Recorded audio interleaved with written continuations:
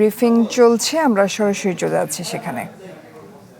ইসলাম হুজুর আসছেন, মাওলানা আজিজুল হক ইসলামাবাদী যুগ্ম মহাসচিব, মুফতি হারুন ইজহার যুগ্ম মহাসচিব, মুফতি মীর ইদ্রিস যুগ্ম মহাসচিব এবং মুফতি জুবায়ের আহমেদ হুজুর আসছেন। অন্যান্য ওনাদের সাথে অন্যান্য সহযোগী আমাদের বিভিন্ন হুজুর আসছেন।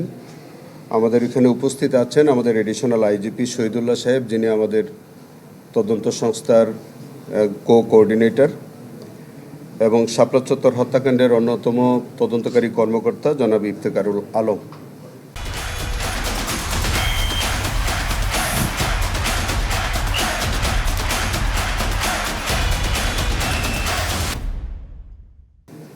তারা সবাই এসছেন যে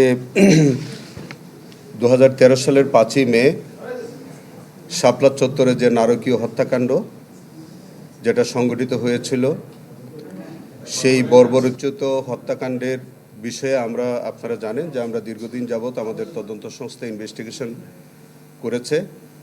ইনভেস্টিগেশন শেষে চিফ প্রসিকিউটরের কার্যালয়ে একটা খসড়া রিপোর্ট তারা সাবমিট করেছে। সেই খসড়া রিপোর্টটা এখন চিফ প্রসিকিউটর সেটি পর্যালোচনা করবেন। চিফ প্রসিকিউটর যেটা তার দায়িত্ববোধের জায়গা থেকে তিনি মনে করেছেন যে আমাদের যারা ভিকটিম, শহীদ পরিবার অথবা শহীদ যে সংগঠনগুলো আছে, 2013 সালের 5ই মে রাজধানীর মতিঝিলে শাপলা চত্বরে হেফাজতে ইসলাম বাংলাদেশের সমাবেশে হওয়া হত্যাকাণ্ডের তদন্ত প্রতিবেদন হাতে পেয়েছে প্রসিকিউশন। সেই বিষয় নিয়ে ব্রিফিং চলছিল, আমরা সরাসরি ছিলাম সেখানে।